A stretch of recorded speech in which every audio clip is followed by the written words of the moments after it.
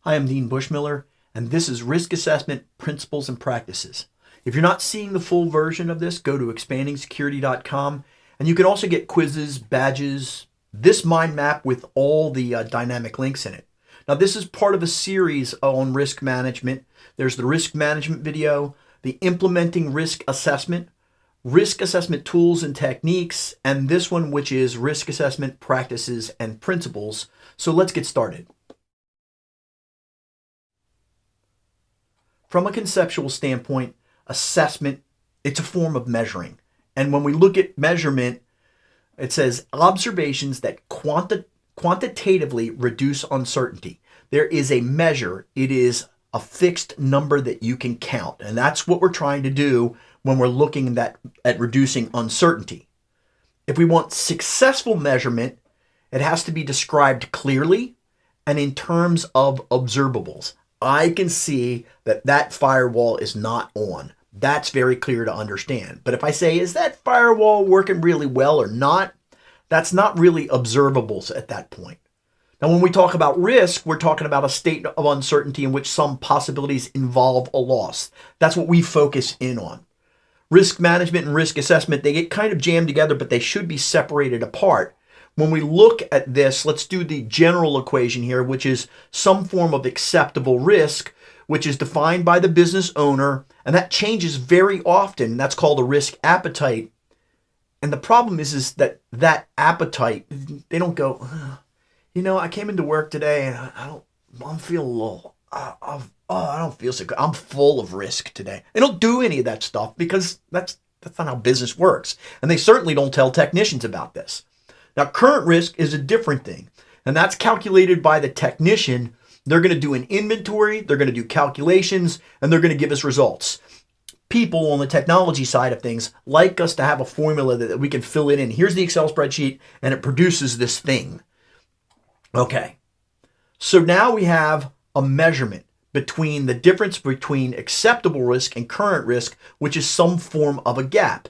There's this mythical meeting between the technician and management that, the business owner and the technologist that says, okay, we don't like what's going on here. This is too much. Our appetite is very weak at this point. We really don't want any more risk. None of that kind of stuff happens.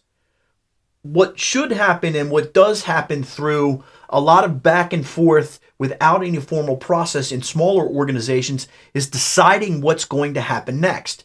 Now, that's proposed by the technician, and the technician knows all these different controls, all this different security, and then management comes along and pays for it and says, hey, can't you do more with less? So, we run into these problems there. Now, why do we do risk assessments in the first place? Well, usually it's for compliance because GDPR said this, because the credit card company said this. So we do it that way. I would rather do it for decision support, for architecture, to do good budget allocation so that we don't spend immediately. We can take time to spend our money and expand the mission security in a way that allows the free flow of activity on the mission without going ahead and making the security person look like the network Nazi that's out there. Okay, so what goes wrong with this? Well, management's going to ask some questions. And the first question is, how risky is this activity? I don't know. How pretty is your daughter? You can't answer that question, and you shouldn't, okay? Or how about this one? Which asset should we protect first? Now, me as a technician, I can go, I think because there's so many things wrong with this that we should do that. But that doesn't take into account that tool right there, that server right there, doesn't really have a lot of mission data on it. This tool over here that's got very few bugs and problems on it, that's got mission data on it. And if that stops, the mission ceases. We stop to make money. So I can say, well, this is a lot of things that need to be fixed, and this doesn't have a lot of things that need to be fixed. But if that goes out, we got a problem. See, that mythical meeting didn't work. And answering the question, which asset should we protect first, requires us to have a dialogue. The problem is management wants one answer, and there isn't one answer to this. So what people have done to squirrel away from this, to get away from this, is build heat maps. And we do not want to use heat maps anymore. I'll explain why to you later on.